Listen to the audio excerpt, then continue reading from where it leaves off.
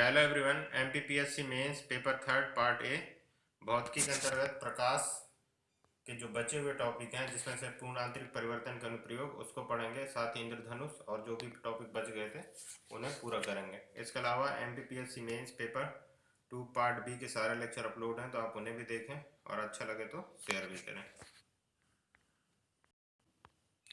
पूर्ण आंतरिक परिवर्तन के प्रयोग या अनुप्रयोग, ठीक है।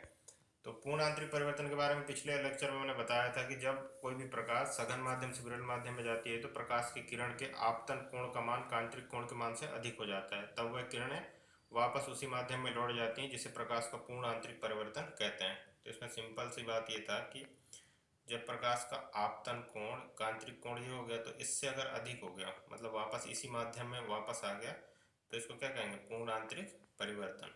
तो इसी यही जो थ्योरी है इसी पर ही सारे के सारे जो प्रयोग हैं या फिर जो भी हमने यहाँ पे देखना है वो इसी के अंतर्गत आएंगे कि पूर्ण आंतरिक परिवर्तन का प्रयोग करके हम क्या क्या चीज़ें कर सकते हैं या क्या क्या चीज़ें प्रकृति में होती हैं।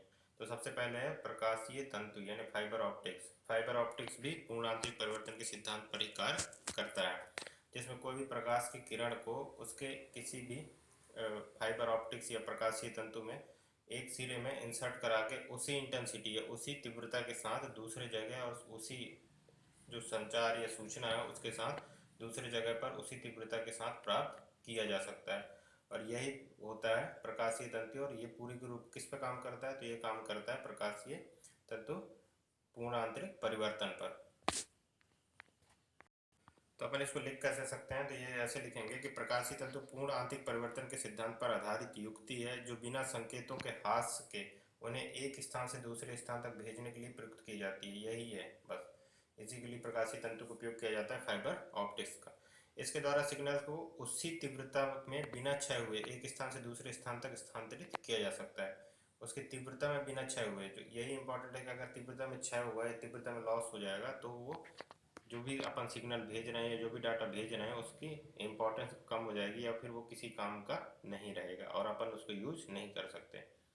इसके अलावा प्रकाशीय तंतु क्वार्ट्ज कांच के बहुत लंबे तथा पतले हजारों रेशों से मिलकर बना होता है। ये उसका बनावट है, स्ट्रक्चर है, क्योंकि इससे बना होता है। प्रत्येक रेशे की मोटाई लगभग कितनी होती है? तो 10 से 4 सेंटीमीटर होती है। जब प्रकाश किरण तंतु के एक सिरे पर अल्प कोण बनाती हुई आपतित होती है तो यह इसके अंदर अपरिवर्तित हो जाता है तथा वस्तु के अंदर एक किरण बार बार पूर्ण आंतरिक परिवर्तित होती है, तंतु के दूसरे सिरे से बाहर निकल जाती है। यदि तंतु को मोड़ भी दिया जाए तब भी प्रकाश किरण सुगमता पूर्वक एक सिरे से दूसरे सिरे में बाहर निकल जाती है। जब कोई प्रकाश की किरण है वो अल्प कोण बनाती है, उसका जो आपतन कोण है वो अल्प कोण है, बनाती हुई कहाँ पर आपतित होता है? किसी भी फाइबर ऑप्टिक्स के एक सिरे पे। जैसे ही वो एक सिरे पर आपतित होता है तो वहाँ से अपरिवर्तित होता है, मतलब उसके अंदर में कोई परिवर्तन नहीं होता, और उसके बाद उसका परिवर्तन शुरू होता है। और क्या परिवर्तन होता है? तो वो होता है पूर्ण आंतरिक परिवर्तित होती है वो किरण, और इसके बाद वो पूर्ण आंतरिक परिवर्तित होती हुई एक सिरे से दूसरे सिरे पे उसी इंटेंसिटी में और उसी तीव्रता में और उन्हीं सूचनाओं के साथ प्राप्त हो जाती है जिस सूचना या जिस तीव्रता के साथ उसे एक सिरे में भेजा गया है। और सबसे इम्पोर्टेंट है प्रकाशीय तंतु फाइबर ऑप्टिक्स के उपयोग कहाँ कहाँ है? ये पूछा जाता है बहुत बार, बहुत जगह इसी पे जो ऑब्जेक्टिव क्वेश्चन है उस पर ये बनता है। तो इसमें दूर संचार में इसका उपयोग किया जाता है, दूर संचार में सूचनाओं को भेजने के लिए या फिर इंटरनेट जो अपन यूज करते हैं उसके लिए। जितने भी मोबाइल सर्विसेज हैं अभी जो संचार के साधन है जिसमें सबसे बड़ा है इंटरनेट, 4G 3G इसी के माध्यम से संचारित होते हैं। इसके अलावा विद्युत संकेतों को प्रकाश संकेतों में बदल कर प्रेषित करना, जिसमें से हो गया जितने भी अपने ट्रैफिक के सिग्नल्स होते हैं या फिर जितने भी कार होते हैं जो लाइट पर डिपेंडेंट होते हैं, एलईडीज पे बनते हैं, वो भी सारे इसी पे निर्धारित होते हैं। इसके अलावा शरीर के अंदर लेजर किरण भेजने में चिकित्सा के द्वारा लेजर किरण से हम पूरे शरीर के जो अंग हैं या ऑर्गन्स हैं उन्हें आसानी से देख सकते हैं, समझ सकते हैं और उनका उपचार भी कर सकते हैं, क्योंकि लेजर किरण से उपचार भी होता है। इसके अलावा लैंपों में भी इसका उपयोग किया जाता है।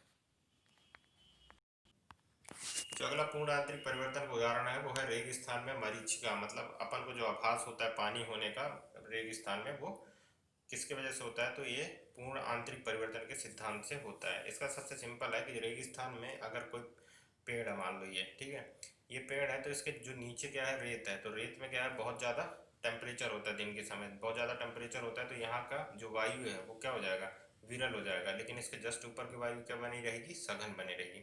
तो जब प्रकाश की किरण यहाँ से आता है तो ये सघन माध्यम से कहाँ जा रहा है, विरल माध्यम में जाता है। लेकिन इतना ज़्यादा परिवर्तित होता है कि वो सघन माध्यम में उसका जो कांतरिक कोण है वो बहुत ज़्यादा अल्प हो जाता है। तो वो कहाँ पर जाता है, इस तरह से उसका आपतित कोण उसके अपोजिट पर मुड़ जाता है, जिसके वजह से जो देखने वाला होता है, प्रेक्षक होता है, उसको उसका परछाई कहाँ पर दिखता है, उल्टा दिखाई देता है, जिसके वजह से उसको ये भ्रम होता है कि रेगिस्तान पर क्या है, पानी होने का आभास होता है, जबकि ऐसा कुछ भी नहीं होता है। या फिर जो भी चीज़ें हैं उसको उल्टी परछाई दिखता है, तो इसकी वजह से हमें उसका उल्टा आभास होने लगता है। तो ये होता है क्योंकि नीचे का जो टेम्परेचर है वो बढ़ने की वजह से वो विरल माध्यम का काम करता है, और इसके ऊपर जो वायु होता है वो सघन माध्यम के रूप काम करता है, क्योंकि यहाँ का टेम्परेचर वैसा ही बना होता है। तो क्या होता है, रेगिस्तान में गर्मी के दिनों में कुछ दूरी पर पानी के होने का भ्रम होता है, जबकि वहां दूर दूर तक पानी नहीं होता है। ठीक है, ये प्रकाशीय भ्रम मरीचिका कहलाता है। ठीक है, यही प्रकाशीय भ्रम क्या कहलाता है, मरीचिका कहलाता है। इसका कारण यह है कि रेगिस्तान में रेत के निकट वायु की परतें गर्म एवं विरल होती हैं, जो ऊंचाई के साथ कम गर्म व सघन होती हैं। जब प्रकाश किसी पेड़, पक्षी आदि से परिवर्तित होकर धरातल की ओर आता है तो वो विभिन्न परतों पर अपवर्तित होकर अभिलंब से दूर विचलित होता है। जब इसका आपतन कोण कांतरिक कोण से बड़ा हो जाता है तो ये पूर्ण आंतरिक परिवर्तित होकर अभिलंब की ओर झुकते हुए प्रेक्षक तक पहुंचता है।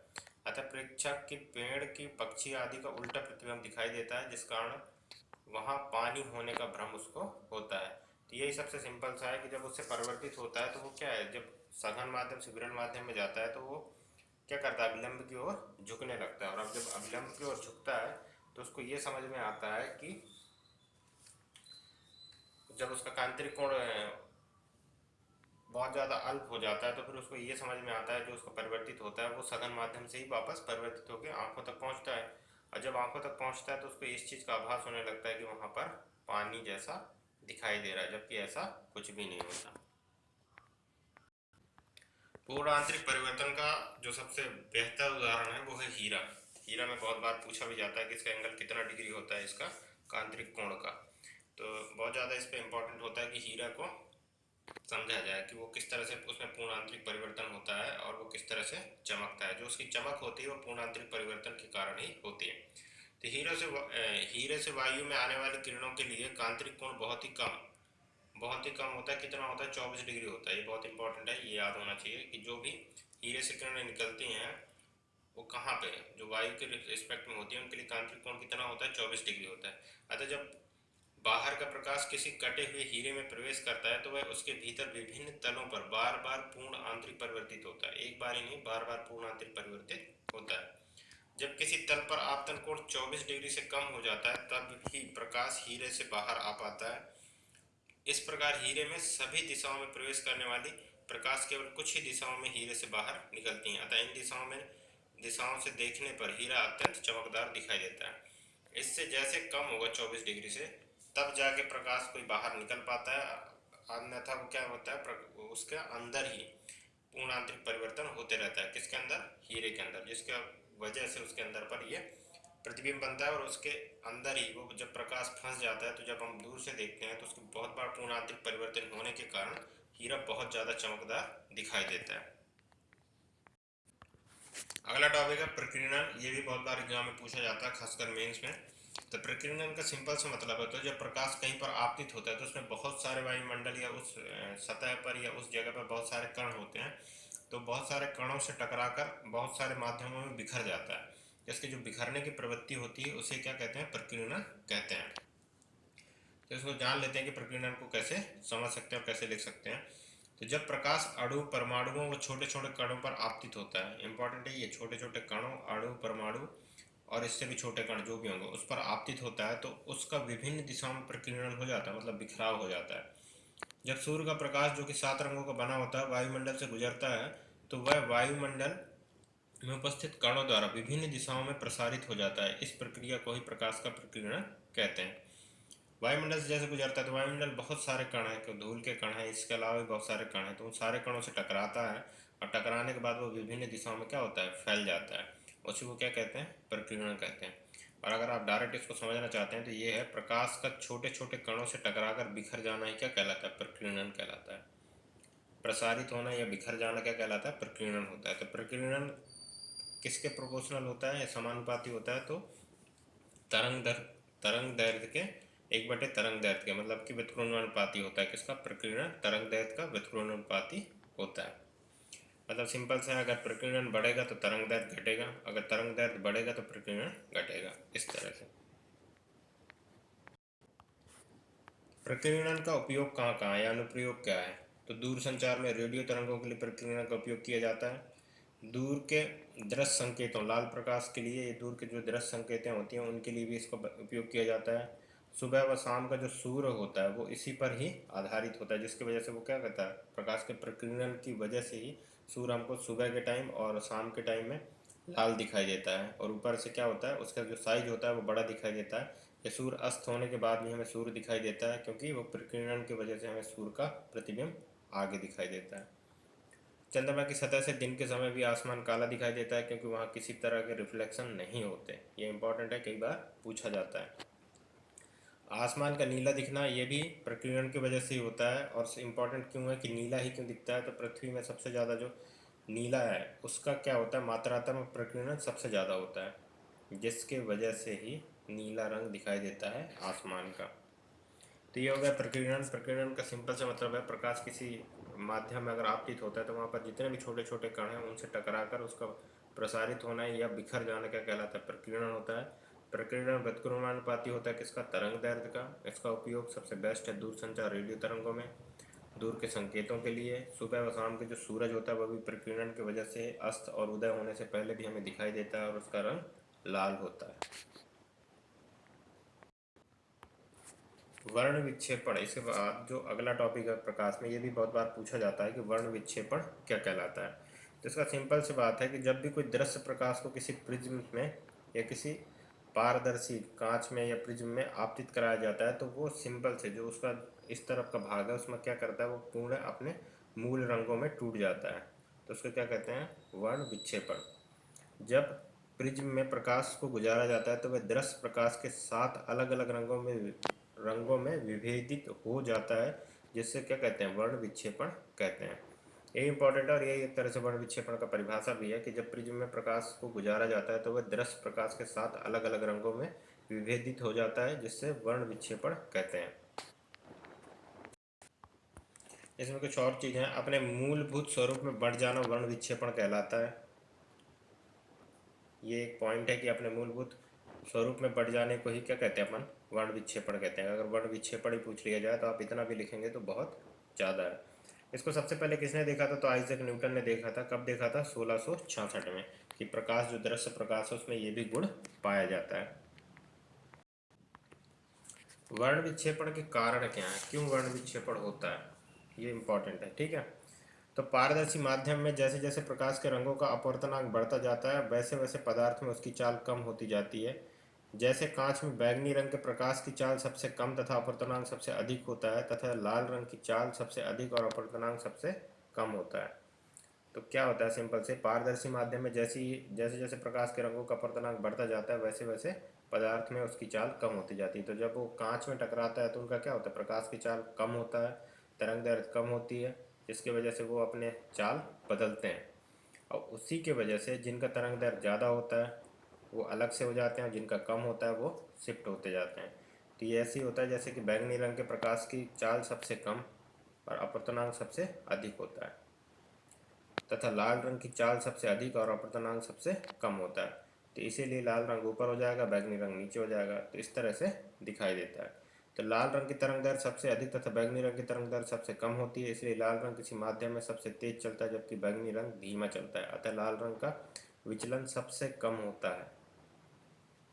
तो यहाँ पर क्या, अपवर्तनांक का सबसे इम्पॉर्टेंट रोल है कि क्योंकि माध्यम में प्रकाश में जो विभिन्न प्रकार के प्रकाश हैं, जब वर्ण विक्षेपण होते हैं, जो उनके मूलभूत रंग हैं उनके अलग अलग तरंग दैर्ध्य होते हैं और अलग अलग अपवर्तनांक होते हैं। तो अपवर्तनांक के माध्यम से उनका क्या होता है, जो प्रकाश की चाल है उसका डिपेंड करने लगता है, जिसकी वजह से वो वर्ण विक्षेपण दिखाते हैं। और वर्ण विक्षेपण होने का सिंपल सी बात है, जब तरंग दैर्ध्य अलग अलग होंगे तो उनकी चाल में भी परिवर्तन आता है। वर्ण विक्षेपण के कारण क्या क्या है? ठीक है, वर्ण विक्षेपण का उदाहरण क्या है? सबसे वर्ण विक्षेपण का उदाहरण तो इंद्रधनुष है। लेकिन इंद्रधनुष बनने के कारण क्या है? तो इंद्रधनुष बनने के कारण क्या है? पूर्णांतरिक परिवर्तन, अपवर्तन और वर्ण विक्षेपण, ये तीनों ही कारण होते हैं जिसकी वजह से आसमान में इंद्रधनुष दिखाई देता है। ठीक है, तो इंद्रधनुष दो प्रकार के होते हैं, एक प्राथमिक इंद्रधनुष और एक द्वितीयक इंद्रधनुष। तो दोनों अलग अलग होते हैं, दोनों के बारे में डिस्कस करते हैं। तो पहले तो इंद्रधनुष क्या होता है ये समझ लेते हैं। तो प्रकाश जब बड़ी मात्रा में वर्षा की बूंदों के द्वारा पूर्ण आंतरिक परिवर्तन अपवर्तन के कारण वह अपने मूलभूत रंगों में टूट जाता है, तो उसे क्या कहते हैं? इंद्रधनुष कहते हैं। ये परिभाषा कई बार पूछ लिया जाता है, तो सबसे बेस्ट परिभाषा यही है, प्रकाश जब बड़ी मात्रा में वर्षा की बूंदों द्वारा पूर्ण आंतरिक परिवर्तन अपवर्तन के कारण अपने मूलभूत रंगों में टूट जाता है, उसे क्या कहते हैं? इंद्रधनुष कहते हैं। ठीक है, ये भी एक बार ऑब्जेक्टिव में पूछा गया था कि इंद्रधनुष का आकार कैसा होता है, तो गोल होता है, क्योंकि पृथ्वी गोल है, जिसकी वजह से इंद्रधनुष का जो आकार होता है वो भी गोल बनता है। अब बात करते हैं प्राथमिक इंद्रधनुष क्या होता है। तो प्राथमिक इंद्रधनुष होता है जब इंद्रधनुष में लाल रंग की पट्टी बाहर की ओर तथा नारंगी, पीला, हरा, नीला इत्यादि क्रमशः अंदर की ओर हो, अतः अंत में बैगनी पट्टी होती है, मतलब लाल रेड सबसे ऊपर और बैगनी सबसे नीचे हो, तो उसको क्या कहते हैं? प्राथमिक इंद्रधनुष कहते हैं। इसमें सूर्य के किरणों का 2 बार अपवर्तन व 1 बार पूर्ण आंतरिक परिवर्तन होता है, बस ये इंपॉर्टेंट है। 1 बार पूर्ण आंतरिक परिवर्तन और 2 बार क्या होता है? अपवर्तन होता है। पूर्ण आंतरिक परिवर्तन देखो यहाँ पे से प्रकाश इंसर्ट किया है, इसके बाद जो वर्षा की बूंद है उसमें यहाँ पे से प्रकाश आपतित हुआ, प्रकाश जैसे ही आपतित हुआ वो उसके वर्षा की बूंद पर अंदर गया, तो ये क्या है? प्रिज्म के रूप में काम करने लगा, क्योंकि पारदर्शी माध्यम है। अब पारदर्शी माध्यम है तो यहाँ पे प्रकाश क्या होता है? विक्षेपित हो जाता है, और इसके बाद कितने रूपों में, कितने पार्ट में टूट जाता है? तो अपने मूलभूत रंगों में टूट जाता है। तो सबसे ज़्यादा जिसका सबसे कम अपवर्तनांक और सबसे ज़्यादा जिसका रहता है वो लाल इस तरह से जाता है और बैगनी अंदर की तरफ शिफ्ट होने लगता है। तो इस तरह से 1 बार 2 बार अपवर्तन और 1 बार पूर्ण आंतरिक परिवर्तन होगा तो प्राथमिक इंद्रधनुष होगा। अब द्वितीयक इंद्रधनुष क्या होता है? तो इसमें बैगनी रंग की पट्टी सबसे बाहर की ओर तथा लाल रंग की पट्टी सबसे अंदर की ओर होती है। इसमें प्रकाश किरणों का 2 बार अपवर्तन और 2 बार पूर्ण आंतरिक परिवर्तन होता है। ये दोनों डायग्राम आप समझ लेंगे तो आपको समझ में आ जाएगा कि ये किस तरह से आपतित होता है और किस तरह से 2 बार अपवर्तन और 2 बार पूर्ण आंतरिक परिवर्तन दिखाता है। तो ये होता है द्वितीयक इंद्रधनुष में। तो द्वितीयक इंद्रधनुष में सिंपल से होता है, इसमें बैगनी रंग की पट्टी सबसे बाहर की ओर रहेगी और लाल रंग की पट्टी सबसे अंदर की ओर रहेगी, और इसे क्या कहेंगे? पूर्ण आंतरिक परिवर्तन। तो 2 बार पूर्ण आंतरिक परिवर्तन, 2 बार अपवर्तन भी होता है, ये द्वितीयक इंद्रधनुष में। और प्राथमिक इंद्रधनुष में 1 बार पूर्ण आंतरिक परिवर्तन और क्या होता है? 2 बार अपवर्तन होता है। ये दोनों चीज़ें इंपॉर्टेंट हैं। अब इंद्रधनुष बनने का सबसे इंपॉर्टेंट कारण है तो क्या है? पूर्ण आंतरिक परिवर्तन, अपवर्तन और वर्ण विक्षेपण। ये अलग अलग भी पूछे जाते हैं कि पूर्णांतरिक परिवर्तन क्या होता है। तो पूर्णांतरिक परिवर्तन मैंने पिछले वाले लेक्चर में बताया था कि कोई प्रकाश की किरण जब सघन माध्यम से विरल माध्यम में जाता है तो उसका जो कांतरिक कोण है वो ज़्यादा हो जाता है, जिसकी वजह से वो क्या करता है? वो अपने ही माध्यम में उसको क्या करता है? रिफ्लेक्ट करता है, जिसे क्या कहते हैं? अपन पूर्ण आंतरिक परिवर्तन कहते हैं। अपवर्तन में भी यही चीज़ होता है। इसके बाद वर्ण विक्षेपण में प्रकाश का अपने मूलभूत रंगों पर टूट जाना होता है, जिसको अपन क्या कहते हैं? पूर्ण वर्ण विक्षेपण कहते हैं। इसके अलावा पूर्ण आंतरिक परिवर्तन का अनुप्रयोग बहुत इंपॉर्टेंट है, जिसमें फाइबर ऑप्टिक्स बहुत बार पूछा गया है और हीरा के बारे में पूछा गया है। और इसके अलावा प्रकीर्णन का सिंपल सा है घटना की, जब प्रकीर्णन में, तो यहाँ पे जो भौतिकी का प्रकाश वाला सेक्शन था वो पूरा ख़त्म हो गया। यहाँ पे जितने भी प्रकाश के मैंने टॉपिक्स बताए हैं वो इम्पोर्टेंट हैं, तो आप उनको सभी को देखें। इसके अलावा प्रकाश से क्वेश्चन आते भी हैं तो आप इसको भी देख लें। और साथ ही आप जो अगला टॉपिक है वो है ध्वनि का है, तो साउंड्स पढ़ेंगे, तो अगले लेक्चर पे उस पर फोकस करेंगे। इसके अलावा फिर बच जाएगा चुंबकत्व, तो वो भी कंप्लीट हो जाएगा। तो इस तरह से सिलेबस के सारे टॉपिक कवर हो जाएंगे भौतिकी के। इसके बाद साइंस और टेक भी पढ़ेंगे। तो थैंक यू वेरी मच। अगर लेक्चर अच्छा लगे तो इसको शेयर करें और चैनल को सब्सक्राइब भी करें।